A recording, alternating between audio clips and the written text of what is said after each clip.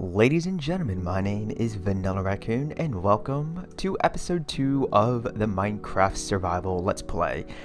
I just want to take a moment to ask you for a little help with that name now that I say it out loud, and what I want to ask you for a little help is usually when people create a Minecraft single player Let's Play series, they will give it some sort of a nifty name. However, I'm not entirely sure what I could give this particular series a name that would be unique and interesting. So if you have any ideas as to what we could call this, feel free to let me know down below in the comment section or over my Discord server.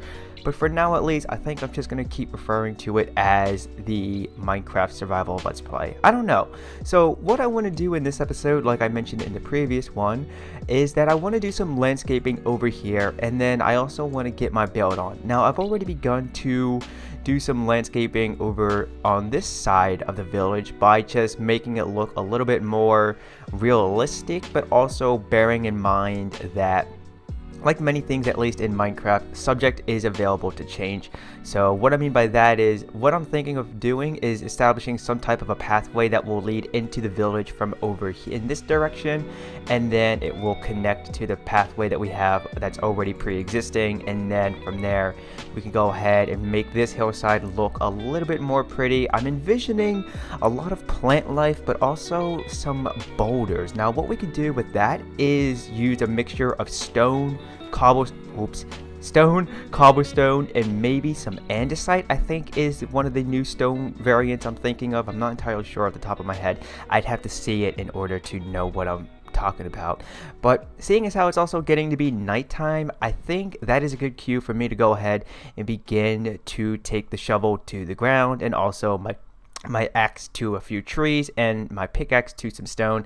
So when I bring it back, hopefully we'll have a significant amount of progress done, and then also we can go ahead and move on to what else I want to get done in this video. So I see you guys in just a moment. Alright, I now have a diamond pickaxe which has the enchantment Silk Touch on it, which is pretty good, and I have a little over the amount of emeralds that is needed to acquire another enchanted book that contains Silk Touch, but alas, I don't have a book. So unfortunately, I cannot do that trade right now, but that's going to segue into what I want to do in between this clip and the next one, which is we are going to be setting up a small moo pen right over here. It's going to be right next to the butcher shop, and also this is what I managed to do in terms of landscaping and adding the plant life. Now I want to just showcase this as quickly as I can because there's a lot to take in here, and I don't want to go into the nitty-gritty details of every little thing. But essentially what I did was I kept envisioning this waterfall that would cascade down the hillside here, and it started right up here. And then once I started to carve it out, I decided to go ahead and begin to place down the water, but you'll probably notice that it's not completely even or still. We have movement going along within this waterfall, and that's exactly what I wanted it to have, because I mean, usually nowadays in a video, or even if you play Minecraft in your own world or even on a server or realm, you'll see that the water tends to be still, and to me that's not really appealing. Like when I think of a little creek or a riverbed, I want to see the water actually moving as you see it right here. So that's why we just have water sources placed in various spots, and the way that I marked them was by placing cobblestone stairs along with cobblestone slabs. And actually this is part of the new update Aquatic, where we can have a waterlogged block. So essentially what that is if you take a non-hole block such as the stair, the slab, or anything else that I'm forgetting, I think maybe a chest can also do the same trick as well. If you place it down, then boom, you'll have the water source maintaining its place. It's not going to go away, and that is going to, well, let's just say that's opening so many doors and possibilities for builders to do in Minecraft. And then we also have the plant life composed of our spruce leaves. but we also have some beetroots and carrots growing. Now the reason why I decided to go with those two particular crops is because the color of them when they're fully mature contrasts the surrounding green from the spruce leaves along with the grass blocks and even the grass that you get from bone meal. Now usually I like to replace any of the dandelions and poppies that come from bone meal, but seeing as how there is a lot of green within this area, I thought that they could also help with adding a little contrasting color to the project. Now for lighting purposes, I wanted to go ahead and place magma blocks within the waterfall right here and also right there where that one stair and dirt block is at, but then I thought that would be too much, so I just decided to place 2 magma blocks at the very bottom right here. Now the pumpkins are also going to be adding a little bit of aesthetic detail and also adding some more contrasting colors to this area, and right here you'll see that we have a bridge that we can just easily walk up and over, and it's going to connect to this pathway that will go down right here.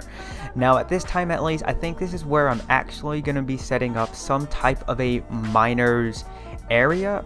I'm not entirely sure what to properly call it off the top of my head, but this is where I'm going to create a excavation site which is going to lead into a man-made cave, and then hopefully from there we can link up to a naturally generated cave system within this world. But seeing as how now I've pretty much gotten this project done and over with, like I said, I want to round up the moo so we can begin to harvest some leather from them, and also I want to go on a little bit of a treasure hunt with yous. So let me just go ahead and take care of the moo, and then when I bring it back, we'll go for a nice swim, and then we'll end the episode there. You're gonna have to take my word for it when I say that I've rounded up the beef and they are safely in a little petting area. And so we're going to be finishing off this episode here on this little island right next to this ruins. Now, I don't know that much about it, but I do know that there can be some loot of some sort within it. And oh, here we go. Let's go ahead and just quickly dig up that little sand block. Okay, what's going on here? I think I'm about to be running out of air, so let's just quickly grab this. Ooh, we actually got ourselves an enchanted book with the lore 2 on it. That's going to be really useful when it comes to setting up my AFK fish farm, which I am going to be establishing in this series. I don't know what you guys think about AFK fish farms, but for me, well, it's a mixture of I want to do things as efficiently as possible and in the least amount of time, and also I'm lazy. So if I do recall, there was another chest right down here. Yep, it's right beneath yet again a sand block, so let's just go ahead and mine that up. This one should be a lot more easy to access. And there we go, some rotten flesh. We got a leather tunic. I don't know if you would consider that as a piece of armor or some type of fashion, but nevertheless we have something to wear that can protect us. So let's just go ahead and actually put it on right here and now. Now, one thing that I would like to ask you is that, say for example, in a future update, since we do have iron boots on, which can, well, I don't know about you guys, but to me it sounds like it would be something fairly heavy to swim with. What if they updated the water mechanics so that if you were to actually be swimming, you would have to worry about the weight of your armor? And also, I guess that could go for with you walking / running on land. But it was just an idea that I had, where what if eventually down the line Mojang says, alright, let's give the iron, diamond, gold, chainmail armor some type of weight value, and see if that can make it a little bit more difficult to swim / walk and run with. I can never get over how adorable the turtles look when they're just crawling around on the land. Seeing as how that underwater ruin didn't have that much to offer, I think I'm gonna go ahead and try and find something else to scavenge on camera with you. So let me go ahead and just do that, and I'll bring it back when we're ready to resume our treasure hunt. Well, it looks like we have ourselves a sunken pirate ship, and also we apparently have, or had, I should say, as of now, past tense, a zombie that was caught in midday. So let's just quickly dive under and see what this sunken ship has to offer. If I may also add or say, I'm a little tired at the moment, so my speaking is a little off right now. But if I do say so myself, it looks as if when they were coming up with the pirate ships for 1.13, they were also bearing in mind how these ships look within the end dimension. You know, the ones that can have the beetle wings in them and also have, if I remember correctly, they do have a brewing stand and also some health potions as well, or health tier 2 potions. I forget what they're specifically called, but nevertheless, I really like how the sunken pirate ships look. Now, so elegant, so majestic, so aqua-like. If only we had dolphins nearby, so that way we could go swimming with them. This would make this video ever so more cool. But let's go ahead and just hop back in the boat. I'm still not satisfied with this treasure hunt, so let's go ahead and find one more thing to scavenge. Good things come in 3, so maybe the third and final thing that we scavenge together on camera will have a little bit more to offer. So I know it's getting to be nighttime, and believe me when I say this, I'm not going to record the final clip of this video during the night. Let's go ahead and layer ahead the rest so that we can make it the day. But as I was getting myself situated here on land and I noticed that the moon was starting to rise, I couldn't help but wonder if also maybe in a future update, or maybe this could be something done with Optifine, or maybe even the use of data packs. I still don't know everything there is to know about those, but I was wondering if maybe we could actually have the water level rise and go down based upon where the sun and the moon is at. Because if we're going to have an update that focuses on the water aspect of the game, then why not try and incorporate the rise and lowering of sea levels, and just to make it a little bit more interesting and cool. Now let's go ahead and just begin to scavenge. We got a fishing rod with mending. Oh, I got so stunned by that. I completely forgot about air bubbles being a thing.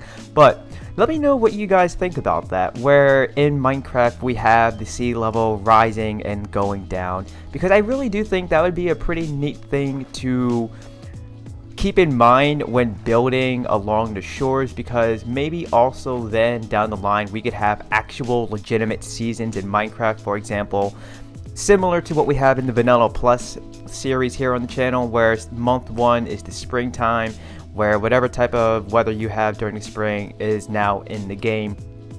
Month 2 could be summer, where it's basically like we have longer day cycles, shorter night cycles, and more frequent thunderstorms, but also then you get the gist of it. But as a builder, at least, I think that could be something that would add a bit of a challenge when it comes to just getting my build on and playing this game in general. Now, I did bring my diamond pickaxe with the silk touch on it for something in this case, where if I see a block that I currently am unable to craft or get my hands on, other than continuing around looking for ocean ruins to then scavenge, I can just go ahead and mine up the block. So in this case, I'm going to grab that sea lantern, and I don't know, oh no, we do have a chest right here. Okay, coolio. However, I think I'm going to be able to only break this block down, and then we're going to have to quickly swim back up to the surface, and we're going to live. Yes, we are. Yep. All right, then let's go ahead and quickly swim back down. Fun fact for those of you who may be new to the channel or completely forgot about this,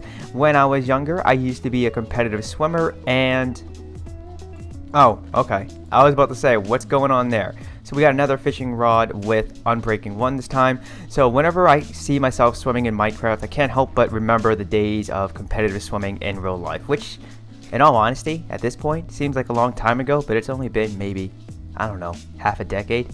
Is that still a long time? I'm not 100% sure. So I think, unfortunately though, ladies and gentlemen, that's going to have to do it for this treasure hunting. Hopefully in between the recording of this episode and the next one, I'll actually come across a treasure map, and then we can go ahead and try and find some buried loot. There we go. And so with that being said, if you enjoyed this video, then be sure to give it a like and consider subscribing to your new home for entertainment.